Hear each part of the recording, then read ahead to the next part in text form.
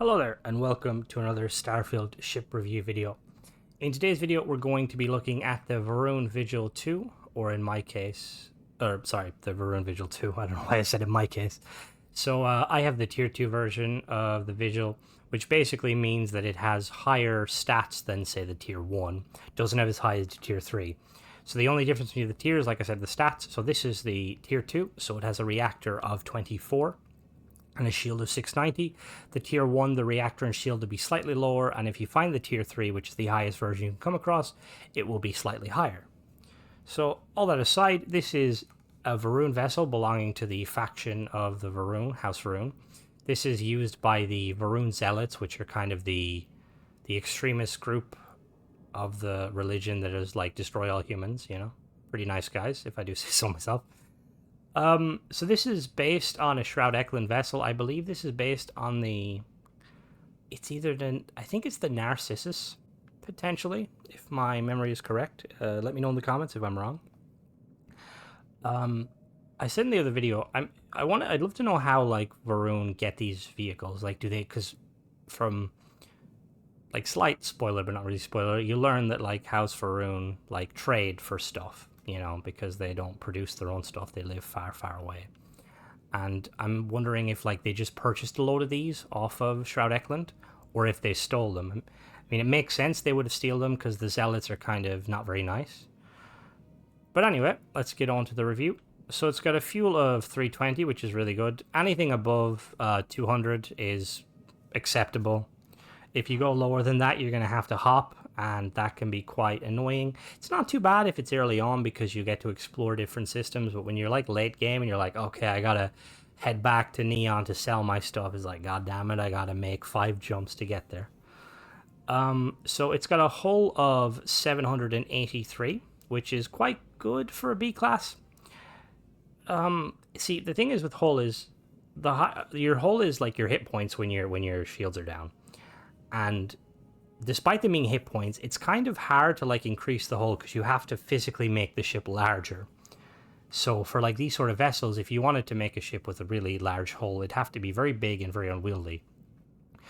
Although 783 hull is quite good. I've flown a ship similar to this. I've flown the Narcissus a little bit. I haven't flown this too much, but the Narcissus, the hull is good enough that on, like, even on very hard, you have a couple of seconds, like maybe like 5 or 6 seconds, to take out whatever's gunning you down when those shields drop. So it's got cargo capacity of 730, which is quite nice. It is a combat vessel, but it's nice to have a little bit of cargo. Obviously, it's not a lot of cargo. You could upgrade it and put more cargo if you wanted to, but that would kind of defeat the purpose of the combat variant. You know, but you do you. I can actually see the cargo there. That's kind of cool how they're tucked in there. I like that design very much. So it's got a B-class reactor of 24, which is... it's not good. Like, I have yet to test out the current configuration, but I can already tell it's going to be kind of subpar. Although maybe, it's only got 2 weapons. It's got a crew of 5, which is nice. I'm assuming there's a control station somewhere. It's got a jump range of 28 light years, which is phenomenal. With that nice, decent-sized fuel, you'll be able to jump to probably like 90% of the systems. It's got a shield of 690, which for B-class is kind of on the lower scale. The highest B-class shield in the game is like 1500 if you go the Vanguard one. If you don't go Vanguard, it's like 1350. So if you plan on taking this into some higher-end like hazardous zones, I would recommend upgrading that shield immediately. And then for weapons, it's got a pair of it's got a single particle turret there. No, it's got 2, apologies, I'm blind. It's got a pair of particle turrets, one mounted... slightly off-center on the top of the ship, and then one mounted centrally on that would be the ventral nose. And then we've got a pair of ballistic cannons there. So obviously I'm buying this ship, but you can't buy this ship. I always sell the ship beforehand so I can see the stats unmodified as I have perks. So in order to find this ship, or any Varun ship, what you're going to want to do, your best bet, is to go to a place called Serpent. Let me see, over here. There is a system called, is this it here? No, that is not, it's up here. It's a system called Serpentis. and it's going to be tricky to find it for your first time. The best thing to do is like look where Purina is, where Crix is, and where Ixo is. You might not have Ixo depending on it, but it's over here. Once you do find it, it's quite easy to find again because it's like the only bright star in this like top cluster.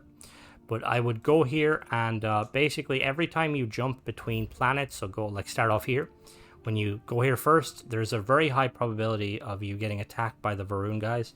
And then if they have the ship you want, single it out, disable its engines, kill the other ones. If it doesn't have it, just jump to another planet here and then just keep hopping. And yeah, that's how I found these ships. But anyway, let's go take a look at it. So it has that like it's black in the color scheme, but it has like a green sheen to it, which kind of makes sense, like House Faroon and the Snake. I don't know if it's intentional, but all in all, it's a really cool ship. I really like Shroud Eklund ships. They're kind of becoming my favorite, aesthetically, at least as a whole. So that's the ship. We're going to climb inside. I'm going to try not to break my legs. Sir, what are you looking at? What's up there? Apparently the turret sees something it doesn't like. One little feature I'd love with these ships is if the turrets actually moved when you like landed. Like just like, you know, like they obviously would be very hard to call them to shoot, but it'd be cool if they just kind of moved around like they were looking. So we've got the entryway, Shroud Eklund, with the ramp and the stairs. I take the stairs because I have legs. I don't know why I said that, but ignore me. And then we have the nice roomy storage area. And then we're going to board this thing. So it's been a while since I've been on the Narcissus, so this will be new to me again. So immediately off the bat, we are greeted by there's bodies here. Ignore the bodies. This is a computer core room. Got some. This gives you a crew of +1. Mine now. Pretty decent. I probably, if there isn't a crew control room in here, this is a computer core. I think I said that. If there isn't a computer, or if there isn't a crew control room, I would probably swap out that for a control room. We're gonna go up. So we go up here, and we have, oh lovely. Okay, so we have, this is a 3x2 cargo area. The bodies aren't included. So see, here's the thing. I've said this in other videos. Aesthetically, this is very cool. It looks really cool. But it doesn't function. It doesn't do anything. Like, you don't have any vending. You don't have any, like, supply, like with the infirmary, you have your little pharmaceutical station. With the workbench, you have, you know, your workstations. With the crew area, you get a crew. This does nothing. If it was to add extra, say, cargo capacity, it would be, you know, it would be amazing, but it doesn't. So if you like the look at it, by all means, but I'd probably swap this out for some other, like, you can fit 3 here, 3 modules. So if we come over here, we go back this way, we have a little 1x1 storage room that leads to a, I believe this is this is a living quarters. Shroud Eklund will do a teardown at the end. And then, well, this is, how do I, okay, well that's a little weird. So this is another 1x1 storage room. Oh, please don't tell me I'm stuck. Am I actually stuck?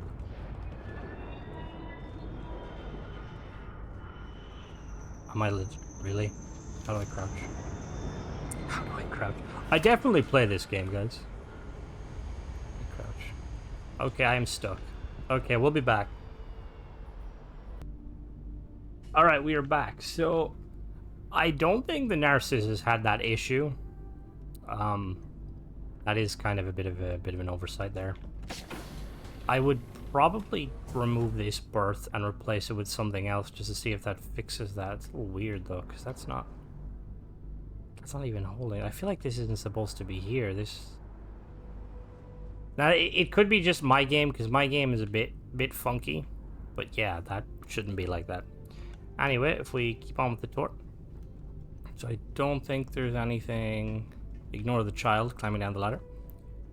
I think that's everything on this level. I'm gonna follow her down though, just to see if it's just. Dad, can I have a pet? A pet? We live on a starship, Cora. Pets and starships. Alright, so yeah, no, there's nothing else here. And then we go up to the top floor. Over here. And we have, okay, we have a 3x1 engine room from Shroud Eklund. With a docking port at the back.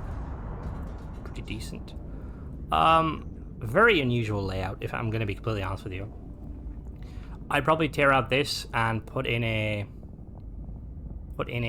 crew control room, and then maybe like it's just like a 1x1. But anyway, and then we have the cockpit, which I really like. Really cool cockpit. You got nice panoramic kind of view. Yeah, that's the right word. We've got the pilot seat here. You've got your co-pilot to your left. Ooh, credits. You've got your navigator to the right. Let me just. Can I move you? I'm just gonna move you a little bit. You've got your navigator there, and then you've got these two seats at the back for like if you have like extra, you know, crew officers. So we're gonna try it out, see how she flies. I remember the Narcissus flew quite well. I think it's the Narcissus, but it flew quite well.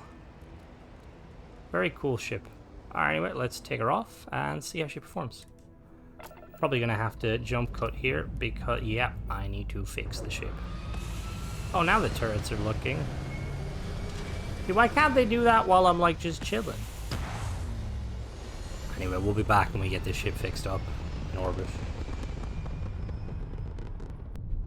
Okay, so we have fixed it. So I hope that a flashing hole isn't going to bother too many people, because I don't have any repair kits. But yeah, so I have a perk that decreases or gives me 5 extra power, so for the sake of this review, we're going to not be placing that 5 extra power. With the current setup, we almost have enough power for everything. So we've got 2 sets of weapons, particle turrets that cannot be fired, and 2 ballistic cannons that can't be fired. So we'll do a quick speed test.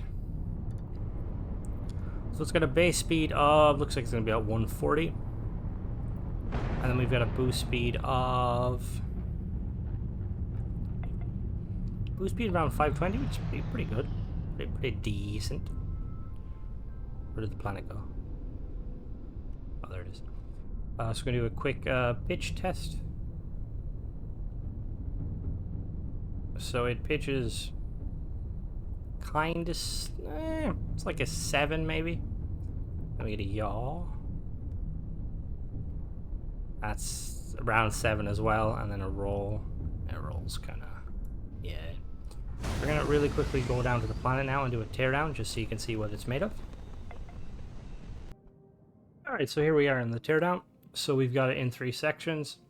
So we'll start at the top section. We have the Viking CP200 cockpit from Shroud Eklund. It gives 240 cargo, and it has 4 crew stations. Behind that, we have the Shroud Engineering Bay 3x1. I'd probably swap this out for a crew control room, just so you can get those extra crew spaces. And then, I believe that's it. We have the Connect Pro Docker top here.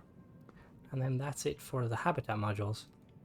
So weaponry, we have this PB0100 auto neutron turret, B class, 3600 range, 5 fire rate, 16 hull damage and shield damage, and 3 max power. And then we obviously have the other one, but we'll get to that in a minute. So we have this Warden SG200 shield generator from Sexton Shield System. It's 690 and B class with 6 power. So obviously there is better shields available. Let me show you. So if we go to the B class, we obviously have this one here. This is from the Vanguard questline, the Bulwark. This is 1450.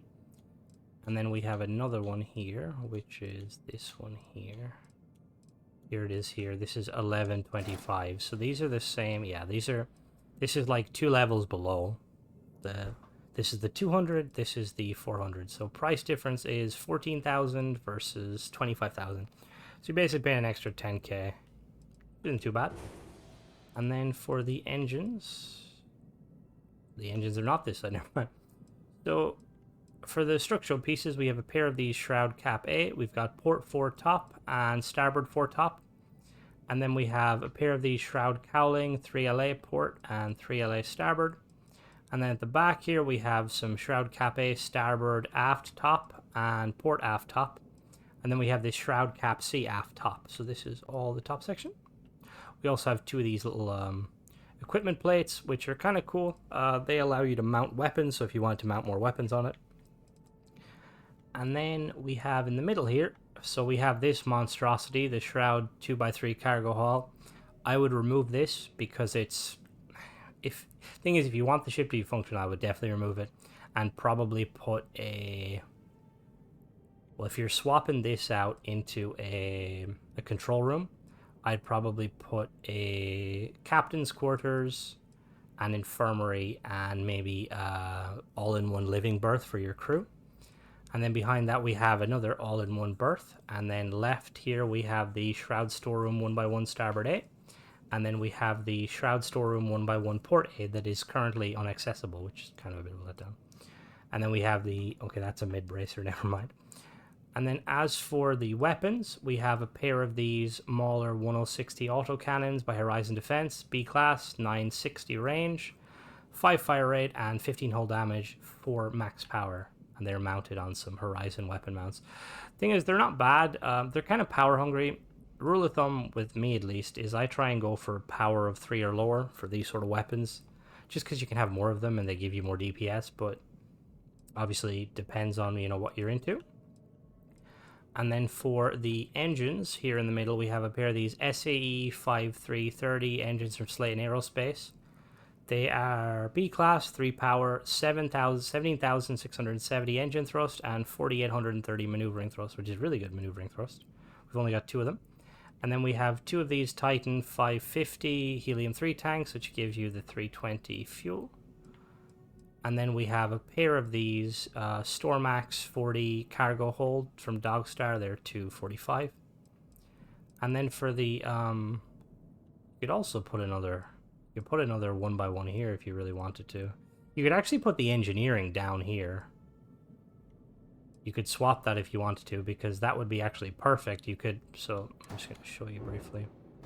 So you could take this out like so. You could remove this.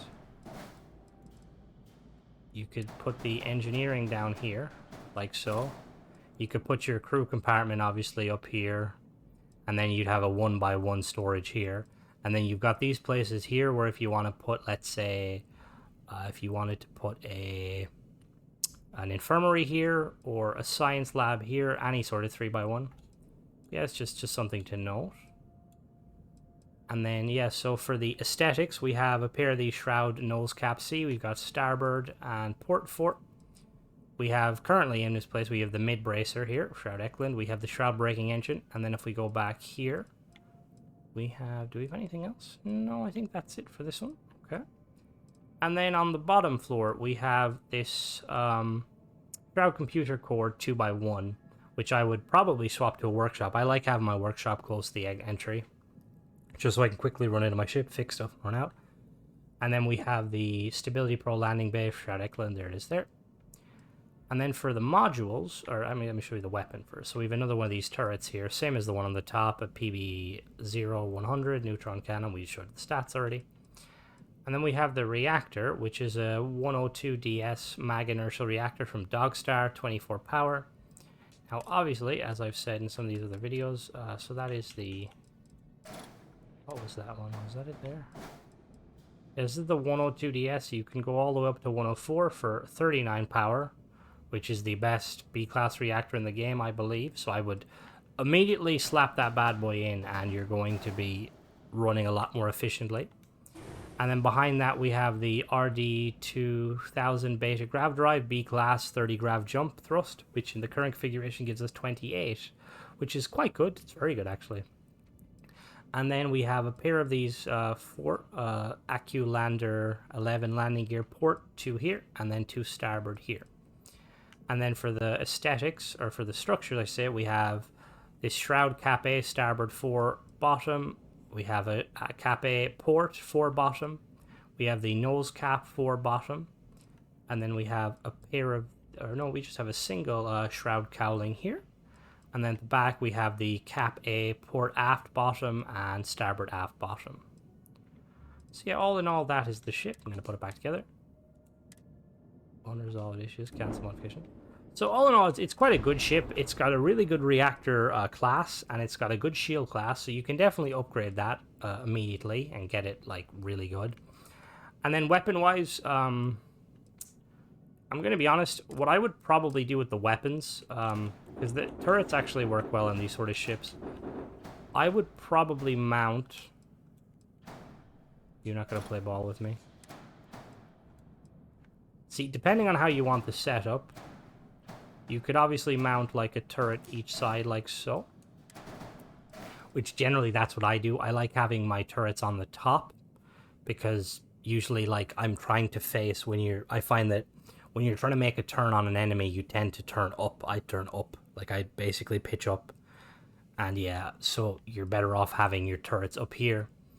And then what I do now depends on if you like aesthetic or not. Because I'd probably put this here. Where did you... I mean, you could leave this. I'd actually probably put the turrets there. Okay, hold on now. I'm gonna fiddle. This is all completely unnecessary. You don't really need to do this. But I like things to look nice. So we have 2 of these here. We can put these tail equipment plates. And then you have your turrets here. Just so the turrets command a more like central location. It looks nicer that way, in my opinion. And then you keep the docker there, and you can put your shield in the middle there, or you can put your shield there or there, anywhere really. And then yeah, as for these sort of auto cannons, I mean, they're good, but I'd probably put like lasers just so you can chip down the shields a little quicker. Because these things will shred both, but yeah. But all in all, that's pretty much it. I'm just gonna reset it back to default. Oh, whoops. So that was the ship. Anyway, let me know what you guys think of it if you've flown it, if you plan on flying it, and yeah, just let me know what you think of it. And as always, thanks for watching, guys. Don't forget to subscribe if you like this sort of content, you want to see more, and also don't forget to check out my other reviews. Bye bye.